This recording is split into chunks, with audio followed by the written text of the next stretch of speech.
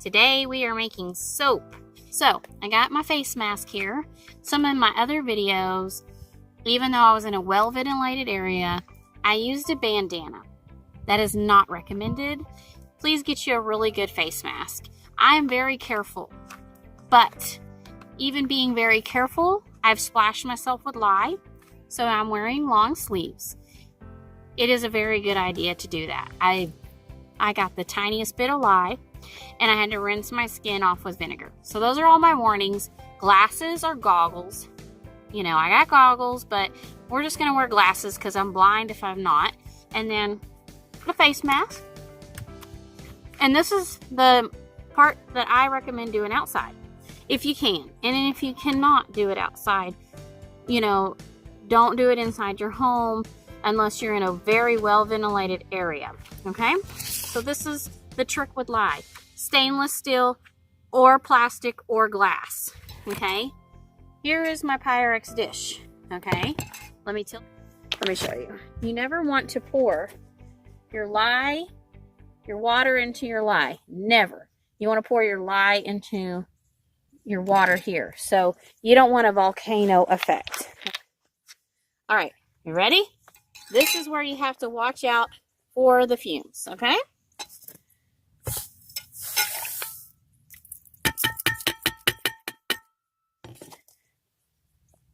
Check it out.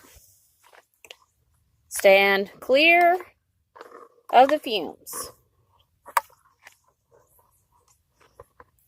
You're just wanting to just stir it and make sure all of that. I don't want to even talk right now because it's fuming up. See how hot it's getting?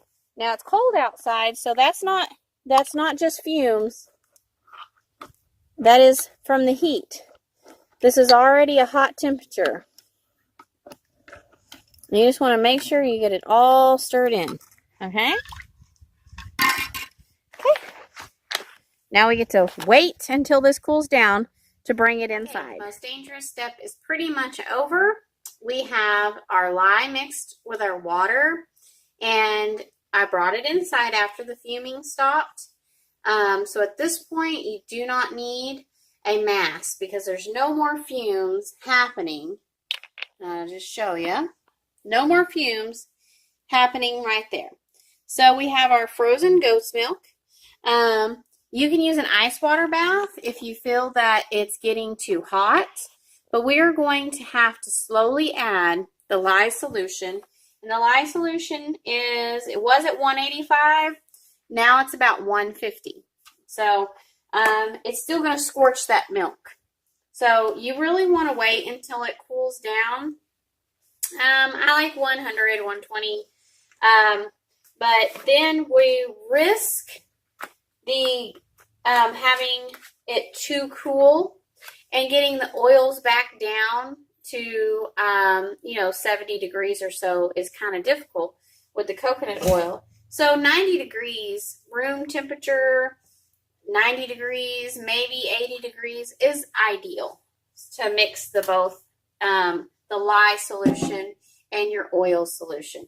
This is still really hot. You have to wear gloves.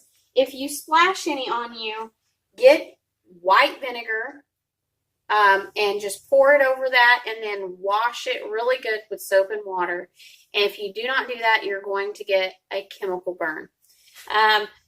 So only use stainless steel, glass, or plastic.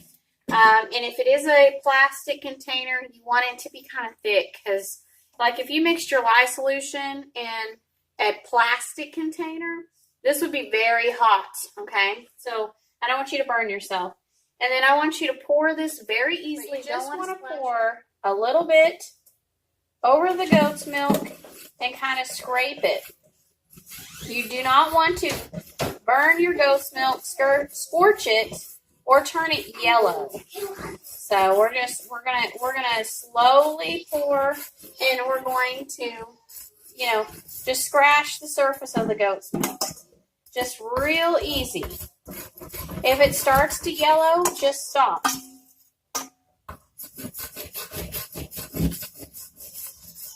I mean, I'm just trickling it on here, just very little. And then down here in the bowl, It's already melting. So you're going to just move it around and keep that solution in there from getting too hot and scorching your milk.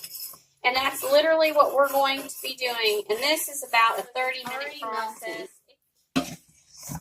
See that? So, and you want to check it periodically in the liquid solution. That's 62 degrees. Can you see that? And then, so my lye solution is now 147. So it's dropped some temperatures, but I'm going to keep this from getting too hot. Okay. I have my lye and goat's milk mixture mixed up. It is 99 degrees. 99. Okay. Then we have the goat's milk mixture. The olive oil is 101. So that is really great. Make sure that you have your gloves. Your lye is still active, still can burn you. It is not safe to touch right now. So what we're going to do is we're going to put the lye into the coconut, olive oil, and castor oil. So put the lye in the coconut. Let's sing it. Just like that. And you want to make sure you get every drop of it. Just stir this by hand for a little bit, and then you're going to need your blender, emulsifier, not blender, not a hand mixer. You need an emulsifier. And you would want to put that down in there, and you do not pick it up.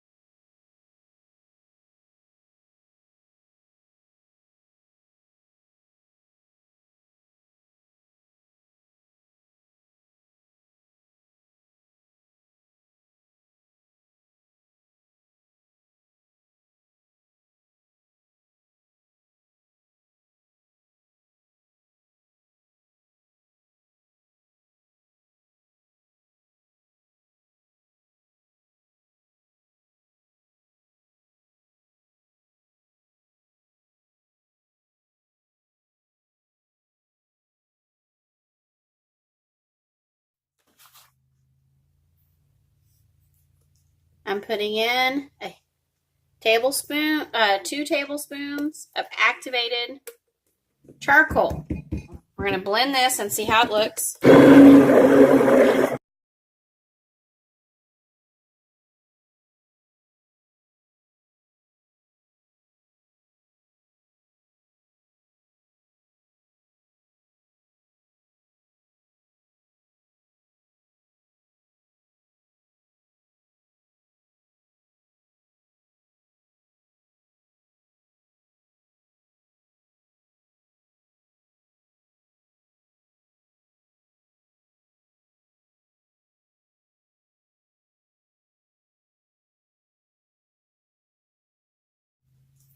So I got rustic essentials pipe smoke. Okay. We are going to use 4 ounces of rustic essential pipe smoke. Okay. And then we're going to see how that smells and go from there.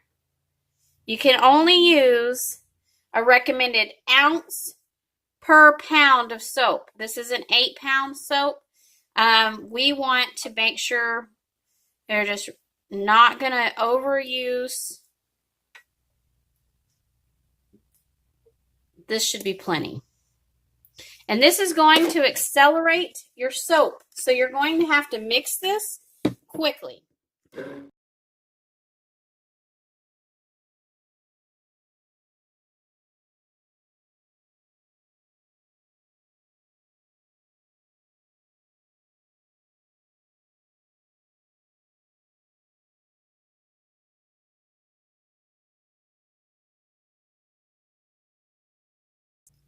With an 8-pound recipe, I can use 4 molds. I have this mold, which is one of my favorites, and then I have 2 molds that are just alike that make a taller soap. So this will make a shorter, wider soap, and this gets me about 10 bars in this one. And these can get me 12 bars if I cut them at 5-ounce bars. So between 4.5 to 5-ounce bars. And then I needed another one in Uncle John's soap making.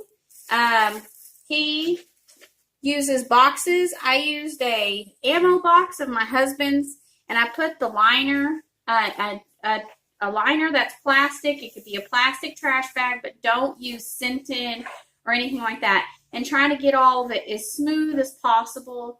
You can use parchment paper, but the cardboard's going to absorb your oils, so plastic is better.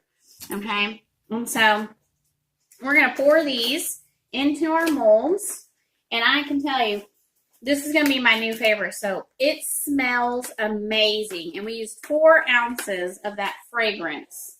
Okay, so we're going to, this is the hardest part to me, because I don't want to spill. So I set this one up here and do that first.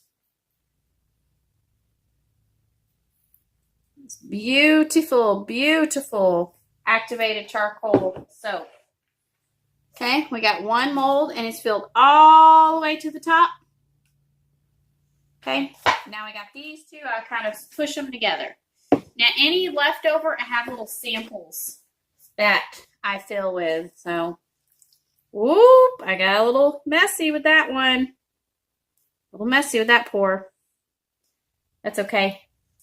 I clean it up as soon as I'm done pouring. These are going to be the prettiest bars of soap. I'm in love with this black.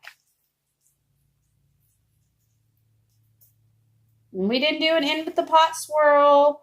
We didn't do anything super fancy, but we did put in high quality activated charcoal. And look how much, I don't know if you can see, I have so much left over. So I'm going to try to fill these as to the top as I can.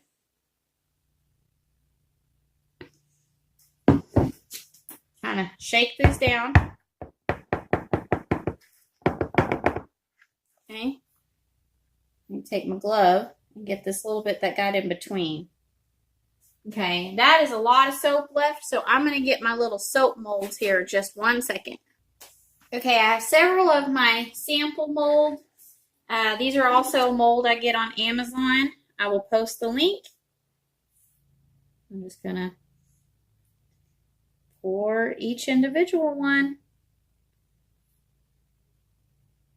Something so satisfying about soap making. I really hope my videos encourage someone to make their own soap. And make sure you do your research. And I will post the recipe for the base at the end of my video. And if you like my video, please like, share, and comment. I would really appreciate that.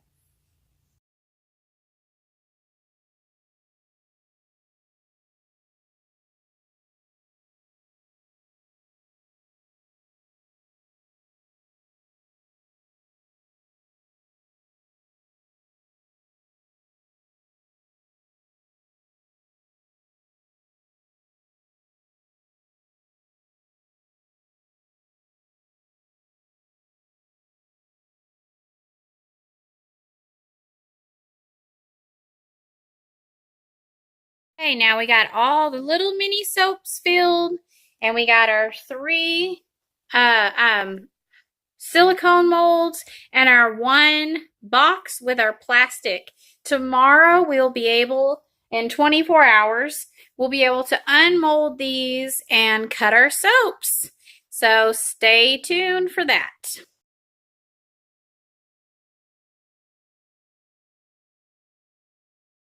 But these ones are coming out great. I just pull these away. And this was what all my extra soap went into these little molds. And then they fall right out. Looks great. I'm so happy the way these come out. These are popping right out of their molds perfectly. So just go like this. And then turn it upside down. And kind of push on the bottom. Wiggle, wiggle. Sometimes they want to come out all by themselves. Sometimes they don't. Don't force them because then you're going to mess up if it's got the pretty designs on the bottom. This one's not wanting to come out, so we'll go to another one. Just needs a little more time to set up. Once they're set up, they easily pull away from the mold. All right, that one came out good. Even got my letters in there.